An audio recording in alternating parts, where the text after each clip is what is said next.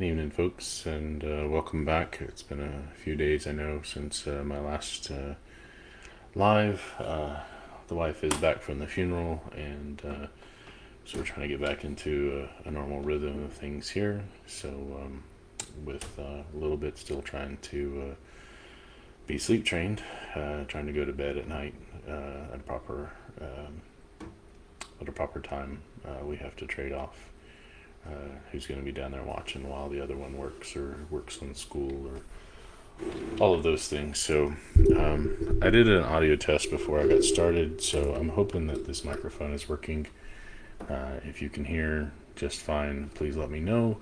If there's audio difficulties, if you can't hear my voice very well, then let me know that too, and we'll try to work something out. Tonight we are in Exodus chapter 21 and 22. We're really going to get into a lot of the minutia of laws, and I want to give these things a fair treatment. In times past, for me personally, thanks, Brian. When these things have been covered, they weren't covered when I was little bitty. A lot of them have to do with things that maybe little kids aren't quite ready for. But as I got older, into junior high, high school, and then as an adult, and these were covered in classes, they were just read, they were touched on, but there wasn't much in the way of explanation. There wasn't much of a digging deep, and it wasn't until I really got into apologetics, and especially when people would attack the Bible, attack my faith, which I welcome. I don't have any problems defending what I believe. I welcome it because it gets the discussion going. You're never going to hurt my feelings by just asking questions or challenging me about what I believe. But a lot of people were doing that. Their reasoning for doing so is irrelevant. But the challenge was welcome. And so it got me looking into some of the laws and some of the things that we find not great. Slavery being a big one. You know, we touch on slavery in the Old Testament. It's a little bit different the way that it worked out. Slavery here in the United States, not a great thing. Definitely something that should have been ended. Thankful for men like Wilberforce who were able to end it peacefully in Europe. Wish there were more of that in America, that we'd have to fight a civil war over it. But of course, there were some other things underlying that. I'm not going to get into that tonight. But slavery is a touchy subject, and it is in the Bible, and it needs to be covered, and it needs to be covered in a thorough, meaningful manner, a way that does it justice. But we're also going to talk about abortion a little bit tonight. We're going to talk a little bit about theft and murder, and the difference between murder and killing, and really get into it. One of the big attacks that a lot of anti-Bible people make is they will incorrectly quote what is known as the Ten Commandments, saying "Thou shalt not kill," and they will use that against anybody who kills for any reason, including like self-defense or whatever. And so we're going to talk about how the Bible distinguishes. You know, when we try to understand the Bible needs to be understood as a complete whole. And when you start into studying the Bible is something that you start with the basics, and then you have to expand your knowledge. It's a thing that you can read from beginning to end in linear fashion, and that would be like your first run through, and you would get it. But then you need to start understanding things, how they interlock with each other, and that's what I really want to do tonight when we start getting into these laws here in 21 and 22. So I hope I do it justice. I won't cover everything. We would be here for hours on end, but I do want to not just gloss over them, as I had experienced in my earlier years. So all right, we're in Exodus 21. We'll do 21 and hopefully get to 22 tonight. 21 is 36 verses long, so we'll see. I have the King James and the ESV up. I'll be reading out of the King James. There are some words that we'll probably look at in the ESV, and definitely I have several words up in the Hebrew. And then we're going to talk about the refuge cities as well when we get to that point. So, again, thank you for joining, and let's get started. Exodus 21 and verse 1. Now these are the judgments which you shall set before them. That word judgments there is the first one of those. It's the mishpat. And the idea there is a law, an ordinance, a rule. And I want to point out that these are not really distinguishable from what was laid out in Exodus chapter 20. Those were laws, rules. These are laws, rules. They're all together. They're you might think of the ones in chapter 20, what came to be known as the Ten Commandments. You might think of those as kind of the general laws, and now we're going to get into some specific laws, but none of that makes any, like, these are not lesser, they're just more specific, if that makes sense. And so a lot of people today they want to say, well, we should have the Ten Commandments posted all over the place, and we should keep the Ten Commandments. Why not the other 603? Because they're with equal weight in the scriptures. There's a difference in the specificity. The Ten Commandments that we got, the ones that were written on the stone, were very much the generalized idea, and then everything else kind of flows from that. So none of us are Jews today, at least not in my family. A lot of us are, unless you specifically are descended from the Jews or whatever, then you have no claim whatsoever to follow the Ten Commandments or the Old Testament at all, because you were never under those. Gentiles were never to be under those unless you are a proselyte. And then we can talk about how the law, the Old Testament, Moses, all of that was taken out of the way at the cross for even the Jews. But anyway, I just wanted to point out that these laws are just as much laws as in chapter 20.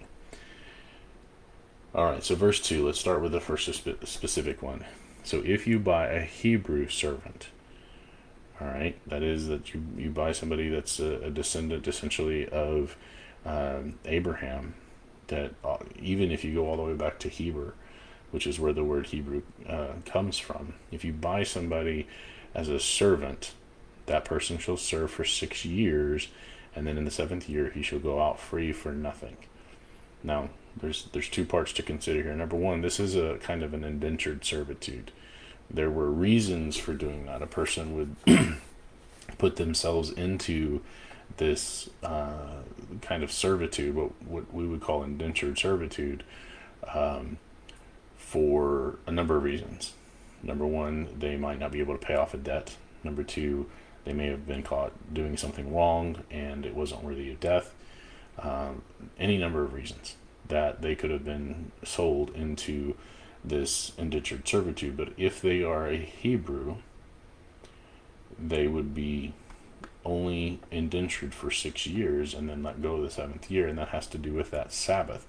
The idea of the 7th is found throughout their laws. It's not just 7 days of the week, but you also have these sabbatical years, these 7 years, and you're going to see a whole lot of that throughout these laws, all the way through Deuteronomy. Excuse me. Dry throat. So keep that in mind. This is not rules. Yeah, rules. Yeah, definitely. Thank you, Brian. I think the ESV says rules as well. Some of this is going to have to deal with sacrifice and theocracy. Others apply to what was taken at the cross was the handwriting ordinance against us, not the whole law, just the penalty. Don't scroll outside the ark. Yeah, and that's a conversation for, I think, another time, Brian. I might do like a live where we can talk about that. But the handwriting of ordinances, all of everything. If you look at Colossians 2:14, Ephesians 2:15, and you just look at those, you might get into the specifics like what you're talking about. But when you look at the book of Hebrews, when you look at the book of Revelation and understand it in its proper context, when you look at Galatians, everything that Paul wrote, the book of Romans, all of it, it's the entirety of Moses. It's the entirety of the Pentateuch, and by extension the entirety of the Old Testament that was nailed to the cross. It wasn't just those 603 ordinances. But anyway, that's for another night. I want to get through these specifics here. So verse 3, if he came in by himself, he should go out by himself, and if he were married, then his wife shall go out with him. So this, you might have a guy who's married, and he can't pay his debts, and so he sells himself into this indentured servitude for 6 years. And he's still married. His wife still does what his wife was doing before, lives at their house. It might even be taken in by the master. But for whatever reason, if he comes in and he was already married when he leaves, she's free, and now he's free again, and his debt is paid. Okay? But if his master had given him a wife, so if the master has another servant, and he's like, okay, you guys are getting along, why don't y'all get married? And so the master has this wife of this servant now, as a servant as well. Maybe she came in a year later for some reason, and she's borne him sons or daughters. The wife and her children shall be her masters, and he shall go out by himself. Now, understand this. Understand this. This is still under that 7-year limit. Okay? So what it's saying is that you can't have a guy who indentures himself 1 year, and then let's say 2 years later, a woman comes in, she's a Hebrew, and is indentured to this guy for 7 years. Well, she's still got 2 years after the male servant gets to go free. The woman is still there. She's still got her 2 more years to go. So she has to stay and serve out the totality of her 6 years. And so she's going to remain indentured. And of course, the children are a product of that, and they're going to stay with the mother. So this was number one. It protected the children because the master was still having to provide for the servants. For as long as they were under his care and under his authority, they would have to take care of the woman, take care of her children, even though she was now the wife of this servant. So this isn't this harsh slavery, like absolute ownership, like we think of when we think of like America and pre-Civil War type stuff. So hold on.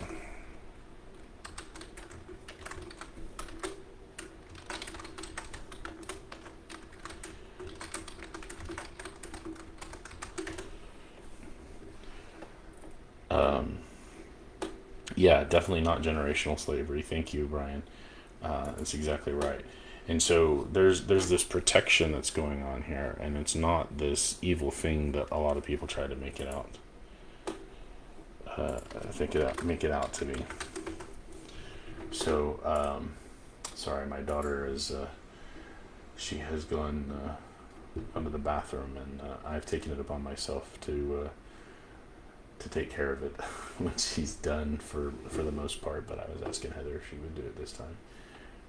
Just trying to get some training in for the little one. Hopefully, she's done great, by the way.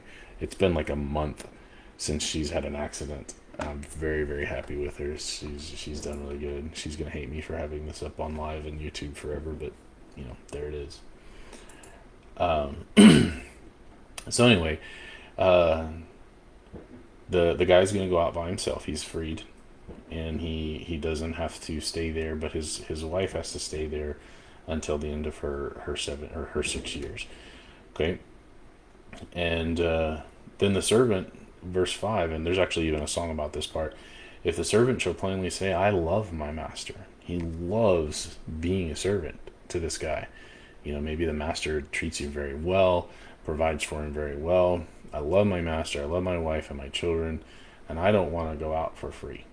Like this is the kind of life that I want to live. Maybe whatever his life outside of his servitude was not great. He couldn't hold down a job, or maybe he couldn't make ends meet, or whatever it was that originally sold him into the servitude in the first place. But if he ends up having a really good master, he says, I don't want to go out, then his master shall bring him unto the judges. So there had to be witnesses, and there had to be this legal process that they had to go through for this to be made a permanent thing.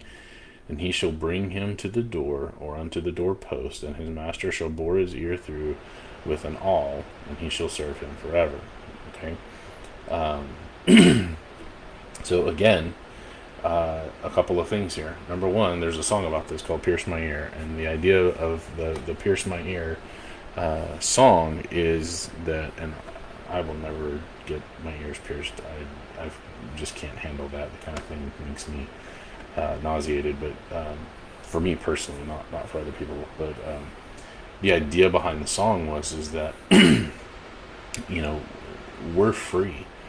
When we become Christians, we're free to leave at any time, but we say, no, we love our master. We choose our master. Romans 6 verses 15 and 16 talks about, we're going to serve one master, either of sin unto death, or of righteousness unto everlasting life, or whatever. The idea is that we are a serving kind of people. We're designed to worship something. That's why people keep inventing all these fake gods and making things to worship, is because that's the kind of person we are. And so we say to God, I don't want to go out. I want to you are an awesome master. You are a teacher, a provider. You are somebody that I want to serve for the rest of my life. And so that's what the song says, is pierce my ear. Let's pierce my ear, O Lord my God. Take me to your door this day. I will serve no other God. Lord, I'm here to stay. Those are the words of the first verse. So it's a beautiful song too. But anyway, he shall serve him forever.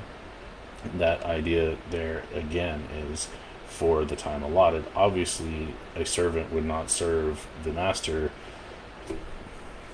for all eternity. That's not how that works. He would just serve him for the allotted time, for the rest of his time, or however you want to look at it.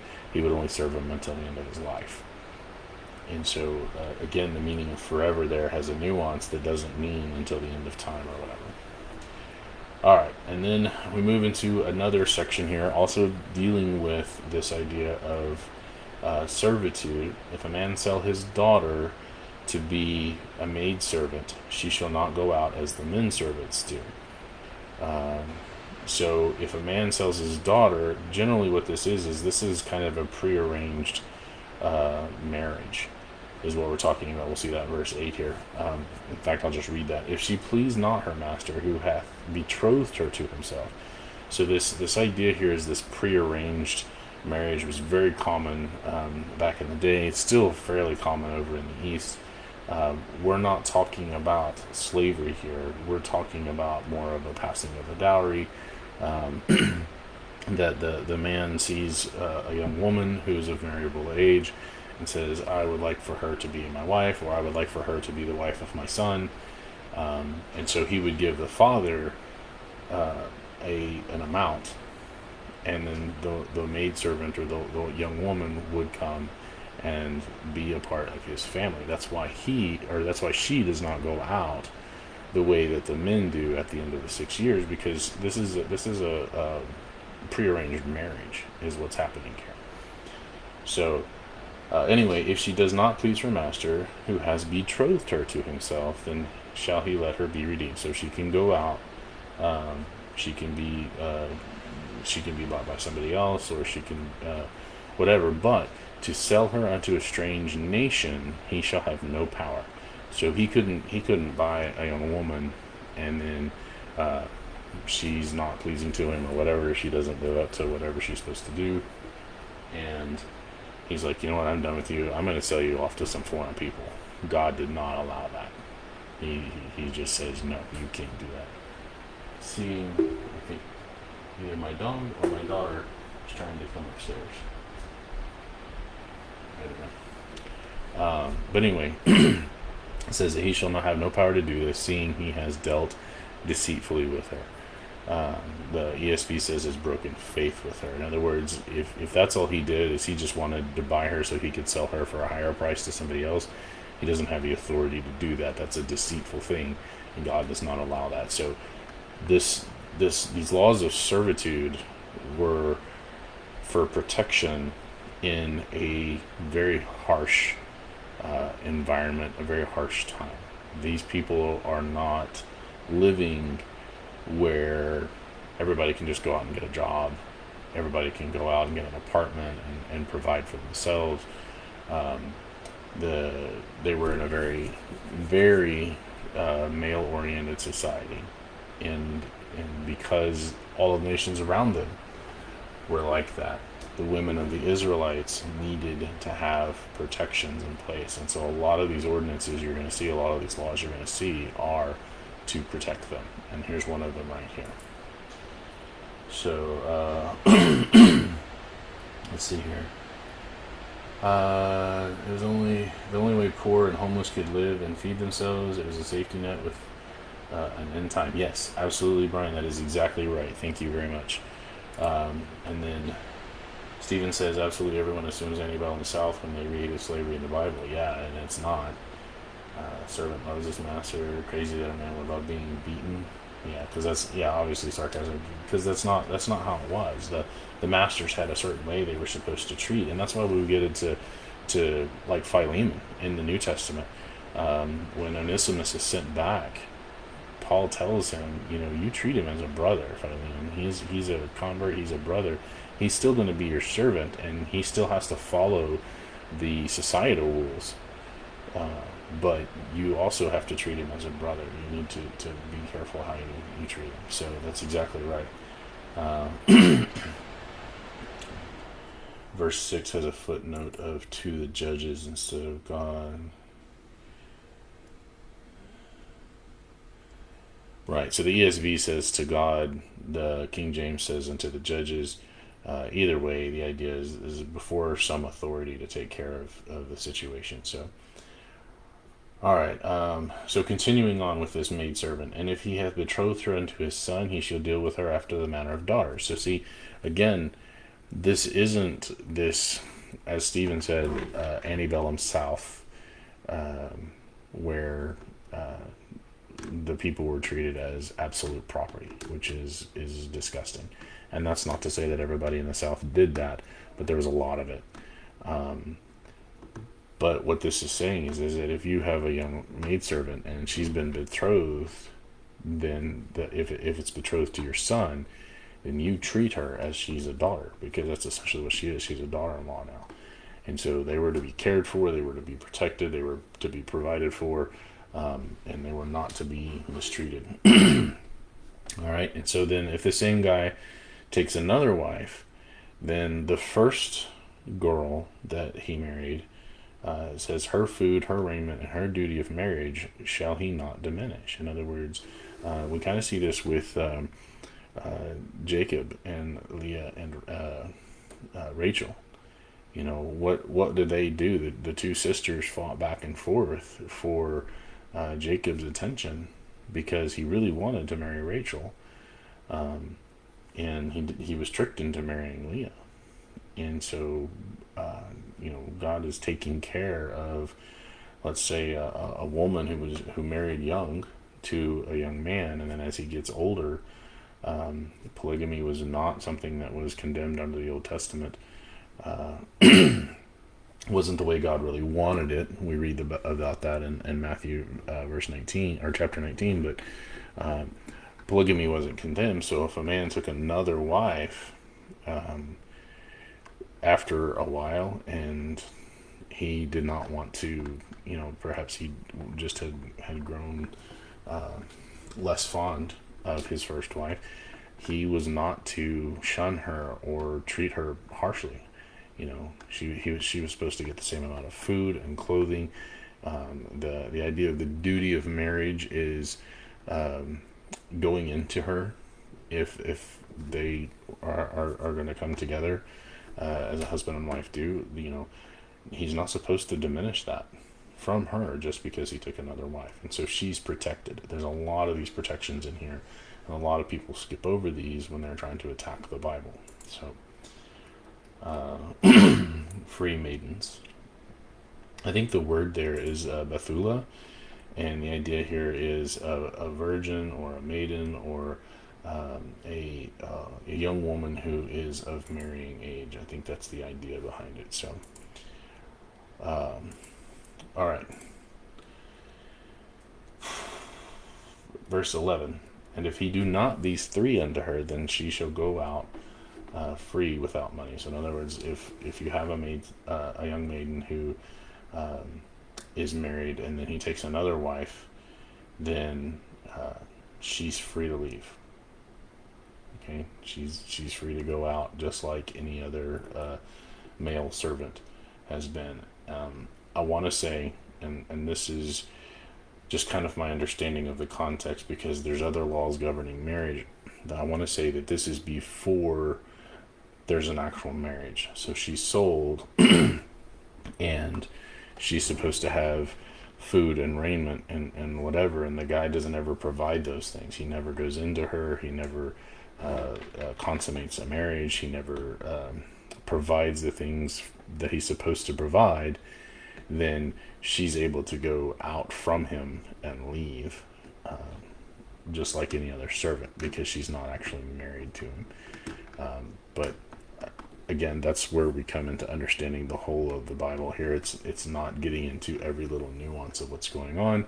So we have to understand these things by reading the broader context of essentially the rest of the Pentateuch here. So we'll probably have to come back and visit that one a little bit. Then verse 12, we're going to kind of switch gears here.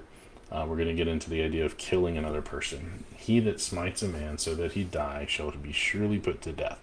Now that's kind of a catch-all there, but God's going to get into some specifics here where not every time you kill somebody are you guilty of murder, and so there's going to be some qualifications added after this. Remember, the verses are just added for us for convenience. So he says that he that smites a man so that he die shall surely be put to death. And if a man lie not in wait, but God deliver him into his hand, then I will appoint thee a place where he shall flee. So in other words, this isn't a premeditated murder. If a man smites a man so that he die, what we're talking about here is a premeditated murder. That the guy just decides, I don't like this guy, I'm going to lie in wait, I'm going to trap him, and I'm going to kill him.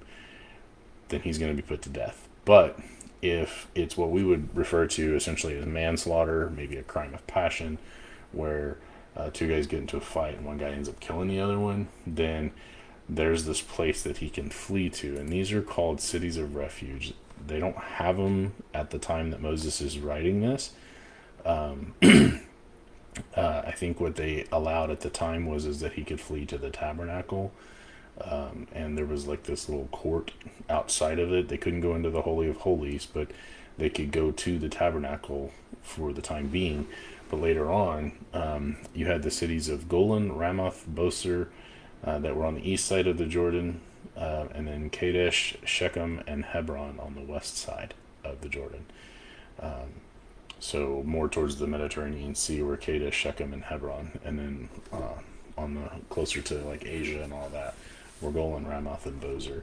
And those were the 6 cities of refuge. If you killed somebody, but you didn't really intend to kill them, that wasn't your intention, you could flee to one of those cities, and then they couldn't just outright kill you out of a sense of justice. So, all right, verse 14, but if a man come presumptuously upon his neighbor to slay him with guile, you shall take him from mine altar that he may die. In other words, if you have a guy that premeditates it, and he just tricks the guy and he just outright kills him, like there's all of this planning and stuff that goes on, God says it's okay if you take him in the very act of worship.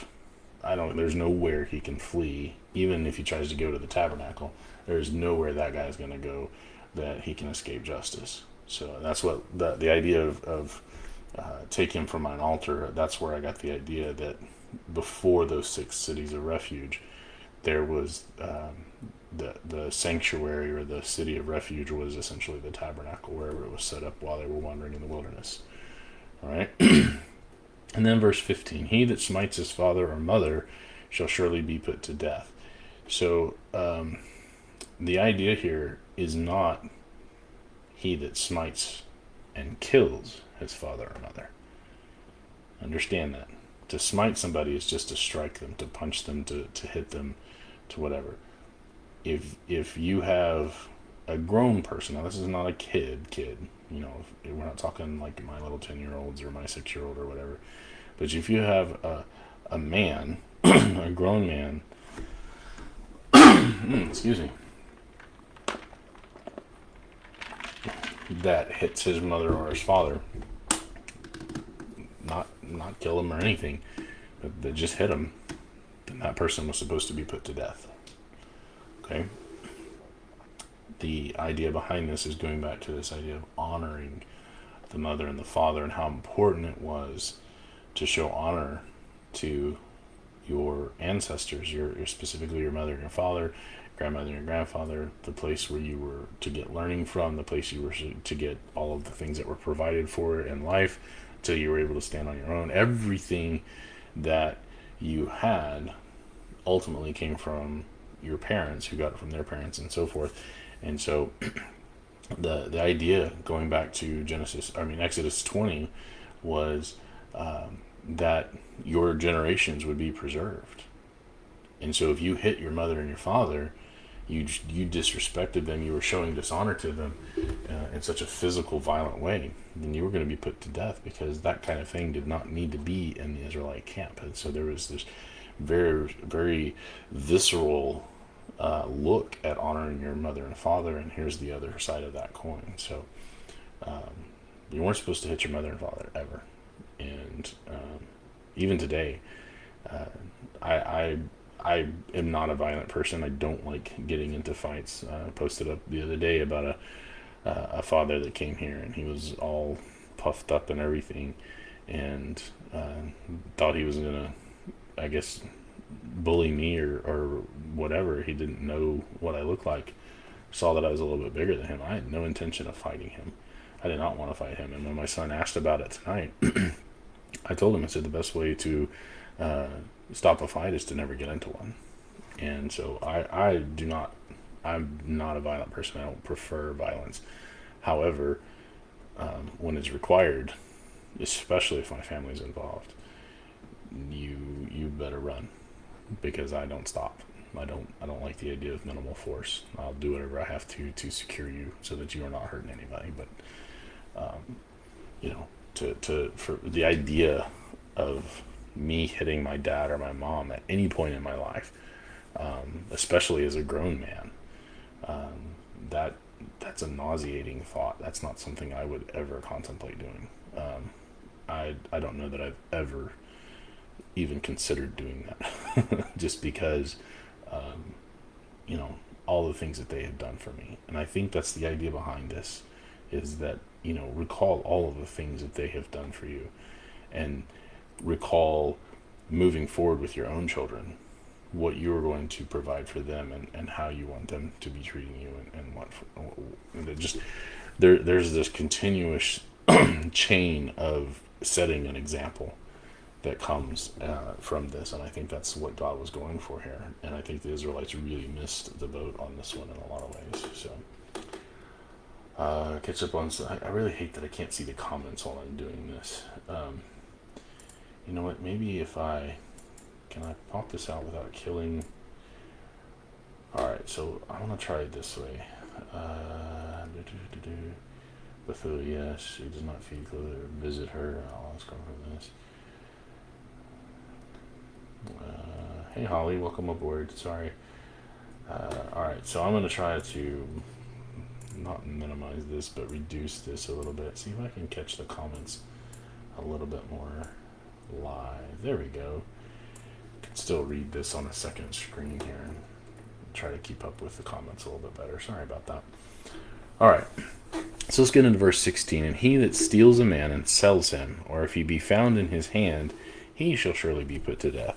So Here we have outright, and I think this actually pertains a lot to the kind of slavery that we dealt with here in America and whatever. If you knew anything about history, a lot of the slaves that were sold into slavery and ended up over here in America were actually captured by their own tribesmen or other tribes.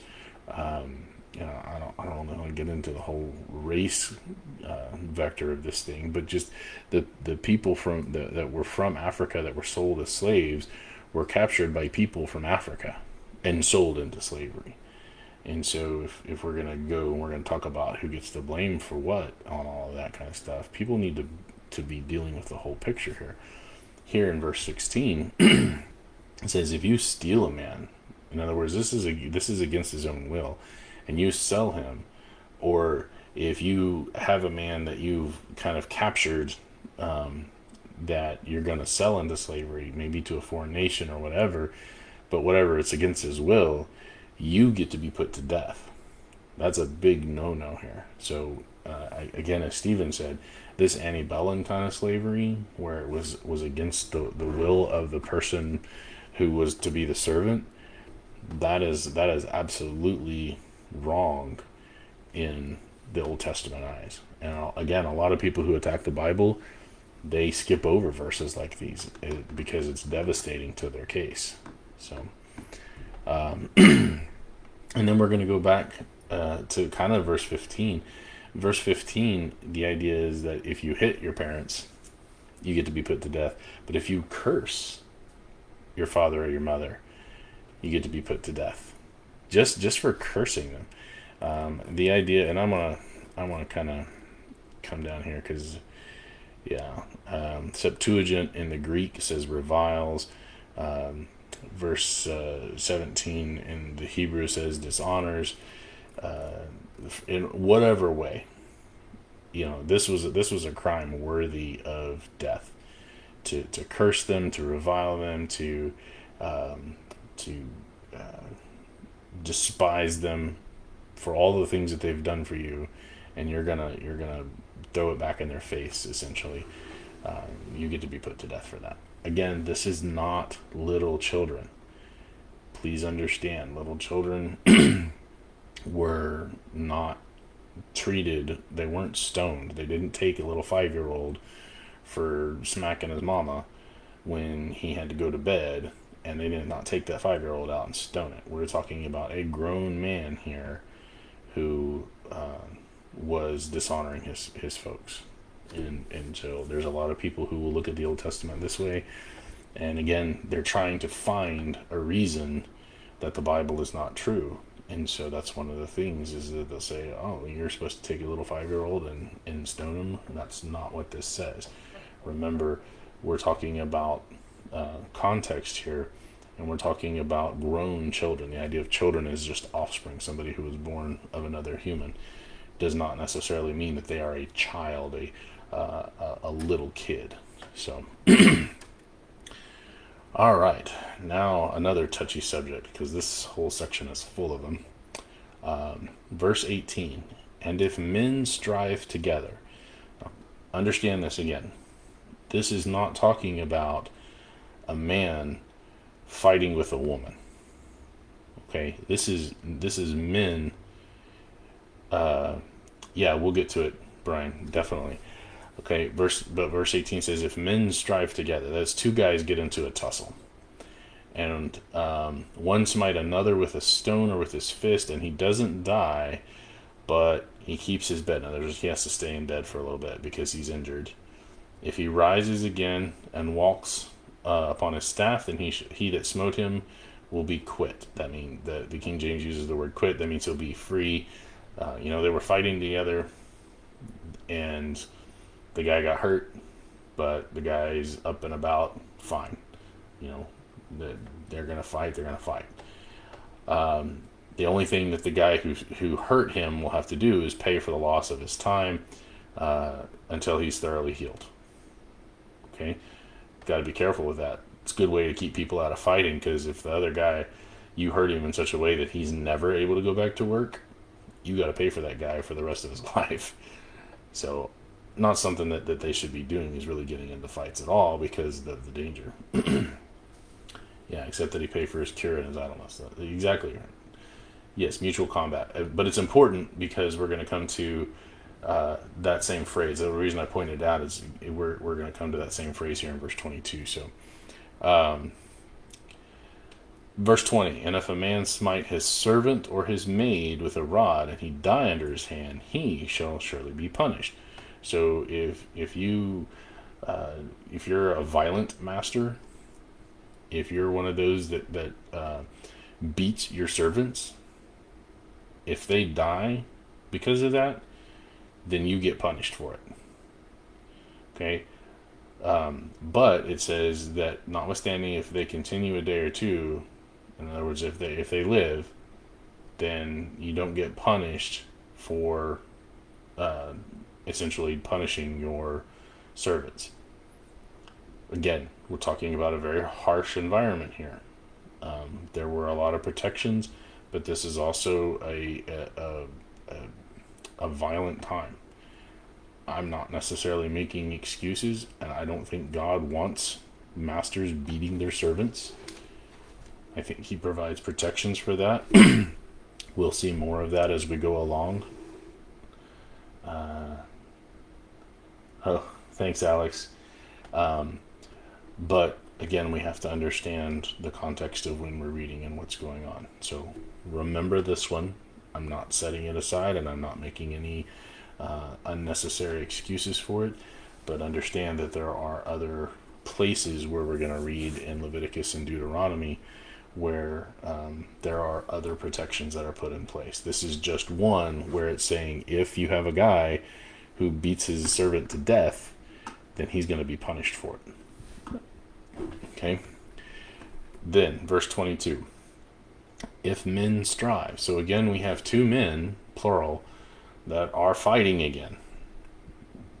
If you have these two men fighting and they happen to hurt a woman with child, so let's say a dude comes into a guy's house and his pregnant wife is there, and they start fighting, and she is hurt in such a way that the child departs from her. She gives birth because of the fight, but the kid's okay, no mischief follows. Then he's going to be punished. The guy that came into the house and started the fight, he shall be surely punished according as the woman's husband will lay upon him. You caused my wife to give premature birth, then this is what you got to do to make that better. And so he'll pay as the judge is determined. So the husband says, you owe us for that, because you could have killed my wife, you could have killed our baby. You need to go before the judges, and the judges will determine how much you have to pay us for that. All right, but then listen to this. If two men are fighting and a woman is hurt and her fruit departs from her, verse 23, if any mischief follow, in other words, the baby is born dead or the woman dies, what does it say? You will give life for life, eye for eye, tooth for tooth, hand for hand, foot for foot, burning for burning, wound for wound, stripe for stripe. Okay, we got three verses here, three kind of, or we could even divide it out because the verses are kind of incidental. Life for life, eye for eye, tooth for tooth, hand for hand, foot for foot, burning for burning, wound for wound, stripe for stripe. 8 different things stated as whatever mischief followed, whatever happened. If the woman loses her eye, then the man who caused it loses his eye. If she loses a tooth because of it, he loses a tooth. If she loses a hand or her hand is crippled, same thing happens to him. But the main thing here is life for life. If the woman dies or the child dies, then so does the guy who caused the death. And we can get into the modern idea of abortion. God does not like the shedding of innocent blood, and there is no more innocent blood than the blood of the unborn. An unborn child is the most innocent that you could possibly conceive of. And for those vile, evil sick people who perform the murder of babies, I think we should go back to Old Testament for this one thing. This would be the one place where I would be in favor of Old Testament laws, because you are the worst scum of the earth. And it makes me boil to even talk about it, to even think about it, that there are people who think this is a good thing, who lift it up as a wonderful thing, a freeing thing, and all of the absolutely, well, it's just evil. The worst word you can think of, evil, is what you are. Now, there are women who are in bad places and they're scared and they're not sure what to do, and they're listening to this advice and that advice. That's not what I'm talking about. Those women need to be taken care of. They need to be sheltered. The women who come out of those, a lot of the times, the women who have an abortion are scarred for life. And the women who are sorrowful, not celebrating, but sorrowful, and they they realize that what they've done is a horrible thing. Those people need to be cared for, and they need to be loved, and they need to be they need to be shown God's love. Those are not the people I'm talking about. It's the people who do this for a living. It's the people who celebrate this, who wear t-shirts about it, and who go on about how wonderful it is. I have zero tolerance for you and zero patience for you, and I actually have to stop talking about it because I get super emotional about it. It's so awful. But anyway, yes, followers of Dagon and Molech. I mean, and we're seeing those statues go up. You know, that it's no coincidence that abortion runs rampant, the murder of babies runs rampant in our society today, and people are tearing down. They're wanting to tear down statues of what they think Jesus looked like. Not that I'm all that in favor of statues of Jesus anyway. I don't think that's important, but they're willing to tear that down, but they want to put those up.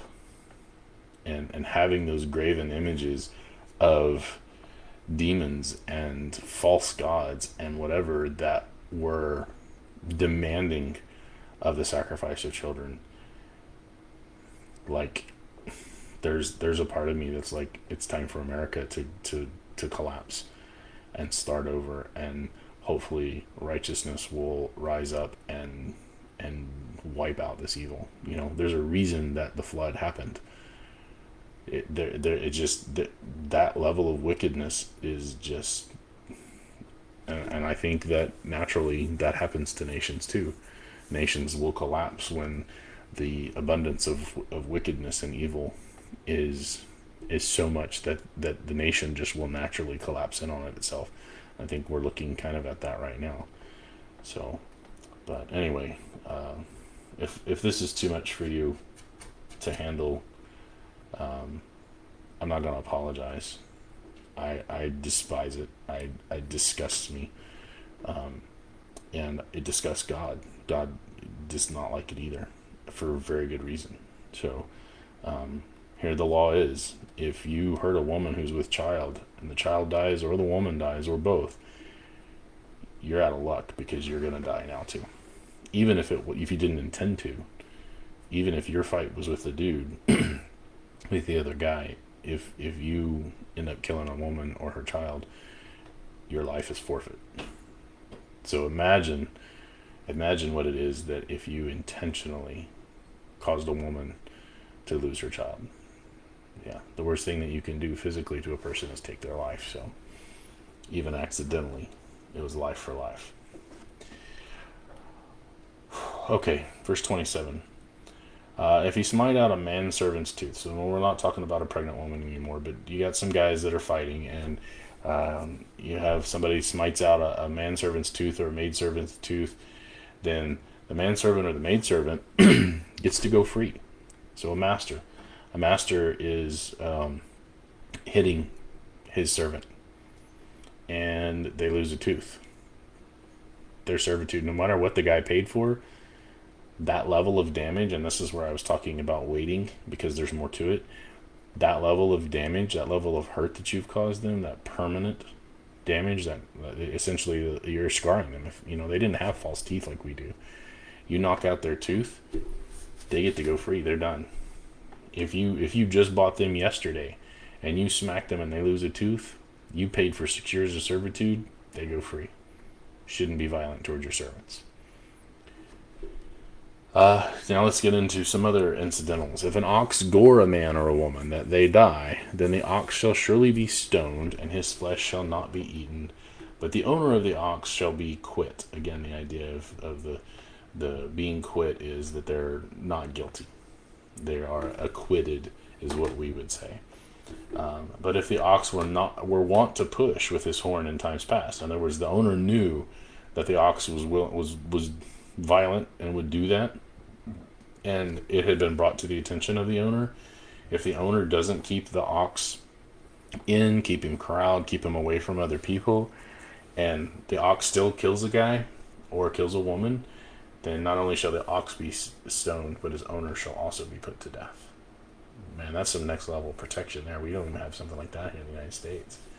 If you have let's say a violent dog, and your dog is violent, and you let your dog out, you could get sued, you could lose some money, but it was going to put you to death because your dog killed some kid or killed some stranger walking by or whatever.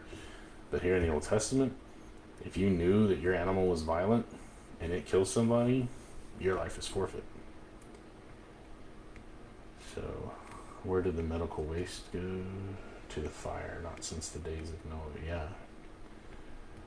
Yeah, Brian, I gotta move on. My blood boils every time I talk about it. But all right. Verse 30: If there be laid on him a sum of money, then he shall give for the ransom of his life whatsoever is laid upon him. So in other words, if the guy has an ox and he knows the ox is violent, and the ox ends up killing somebody, then instead of the guy having to be put to death for it, then somebody can say, you know what, I don't want to take his life, but instead, here's the amount of money that he needs to pay my family. Then the guy can pay that, and it's the ransom for his life. And that's where the idea of Jesus paying the ransom for us. Our life is forfeit because of sin. Our spiritual life, not our physical lives, but our spiritual life is forfeit because of sin. But Jesus paid for that. He paid the ransom for our life. It's a debt we could never pay. And a lot of that is right here in these laws. We're seeing that typifying what Jesus did for us. Whether he have gored a son or have gored a daughter, according to this judgment shall it be done unto him. So it doesn't matter. In other words, whoever the ox gores. If the ox shall push a manservant or a maidservant, he shall give unto their master 30 shekels of silver, and the ox shall be stoned. So if this is not a family member that is killed, but it's a manservant or a maidservant, then the owner of the ox has to give 30 shekels of silver. Where have we seen that before? 30 pieces of silver. The paying of the ransom. That's what Judas got for betraying Christ. So again, we have this typifying here of a servant being paid for whose life was taken. And so the ox shall be stoned or killed. If a man shall open a pit, or if a man shall dig a pit, and not cover it, and an ox or an ass fall therein, the owner of the pit shall make it good, and give money unto the owner of them, and the dead beast shall be his. So basically you just bought yourself a dead animal. So if you dig a pit for whatever reason, I don't know why they'd be digging a pit, but if they dig a pit of some kind and the animal fall into it, and the animal die, then you pay for it. You break it, you buy it, kind of thing here. And so the dead beast shall be his, just like if you bought it alive, except you bought it dead.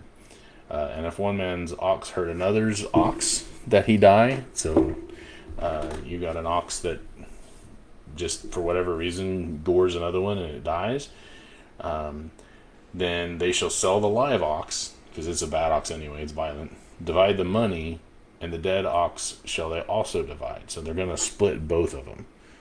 All right. But if it's known that the live ox was violent in the past, his owner hath not kept him in other words, this violent ox gets out and kills another ox, then he shall surely pay ox for ox, and the dead shall be his own. So he has to pay, not with the violent ox, because nobody wants that, but he has to give another one that's alive to the owner of the dead ox, and he gets the dead ox. Trade for trade there. Which, if you know that your animal is violent, you should probably get rid of it. Yeah, 30 shekels. Where have we heard that thing? Very good. They did dig a lot of pits at that time. I guess maybe they're talking about like latrine pits or barbecue pits or maybe waste pits of some kind to bury like all of the stuff they didn't eat or use or whatever. Maybe they're breaking camp and that's where they put all their trash. They didn't have like trashmen come by every Wednesday and pick up the trash, so maybe that's why they dug the pits. All right, we've been going for an hour. I tell you what, guys, I'm gonna stop here. I know I said 2 chapters, but it's just there's so much detail here, and again, I don't want to rush through these. I don't want to just read over them and pass through them and just kind of glance at them. I wanna understand them. I want to study them, and I definitely want to see number one, where they point to Christ, where they're typifying things that we see in the New Testament. The New Testament was a better law. The New Testament was a higher law, a spiritual law compared to the physical law, according to the book of Hebrews. And so that idea of superiority, we're going to read some things here in the Old Testament we don't have in the New Testament. They don't have all of these physical laws because the New Testament's not meant to be a civil law for us. There's a lot of people that talk about America being a Christian nation. America's not a Christian nation. Now, it is a nation whose laws, the people who wrote like the Constitution appealed back to the Bible. They appealed back to both the Old and the New Testament. But that doesn't make us a Christian nation. The Christian nation is the church, the kingdom of Christ. Christ is our king. That's the Christian nation. So we are. There's nothing in the New Testament about civil laws. It's how we treat one another and how we establish and continue our relationship with God on spiritual levels. It's not meant to be a national law like the Old Testament was, because God is not preserving a physical nation. Physical nations are irrelevant these days, have been for 2,000 years. So there's definitely that aspect of the Old Testament, and I don't want to go through these laws and ignore the pointers to the New Testament. The other thing that I want to do, and I'll address these as we go along, is when we look at these verses and we look at these laws, try to understand them in the context and be able to give an answer. 1 Peter 3:15 says that to sanctify the Lord God in your heart always and be ready to give an answer. That word answer there is apologia, the apology, the apologetics, to give an answer for the reason of the hope that's within you. And so we should be able to defend from the scriptures the things that God consistent? God is a loving God, but God is also a just God, and God is a God of wrath, and God is a jealous God. How do all of these things harmonize, and how can a loving God do and command some of the things that he has done and commanded in the Old Testament? That's something that we need to give answer for, and I don't want to shy away from that. And so that's why I don't want to just rush through that. So I'm going to stop here tonight. We're going to end with just having gone through 21. We'll do 22 the next time I'm able to get on. I hope you got something out of this. Yeah, the defense, the apology. There is a lot in 36 verses. Yeah, and It's just it's for a lot of people it's minutia. It's details, and it can come across as boring if you don't do it the right way.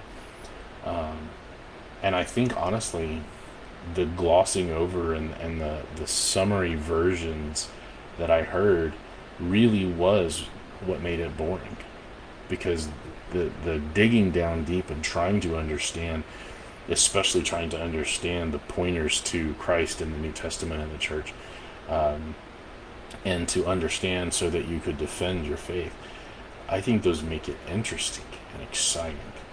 And uh, for me, it's not something that I want to gloss over. And so we'll take our time. We'll get through what we get through. There is no timetable for any of these things. There's no rush. We're not in a hurry. Our purpose here is to be thorough. Our purpose here is to understand. And so I don't have a timetable. I'm not doing this uh, as part of a quarterly curriculum or anything like that. I just decided I'm going to get on and talk about the Bible, and whoever wants to talk about it with me, you're welcome to show up, and we'll talk about it. So I do appreciate everybody that is here tonight. Those who are listening, maybe for the first time, Alex, thank you for listening. Those of you who have been coming back every time, my parents and Brian and Stephen and all of those, I really appreciate it. I love getting your feedback. I love studying these things with you. For me, studying with people is the best way, because we sharpen each other. We converse back and forth, and we present things that maybe one of us hasn't heard before, things that I haven't heard before, that you haven't heard before, or whatever, and we can talk through them peacefully, but iron sharpening iron. So I'm going to say goodnight, and I hope you guys have a wonderful rest of your evening as well. It's time for me to get back to work, as it were, on some of my uh, game development, and writing that I've been doing. I've actually started a new novel, a lit RPG is what it's called. So I'm enjoying that.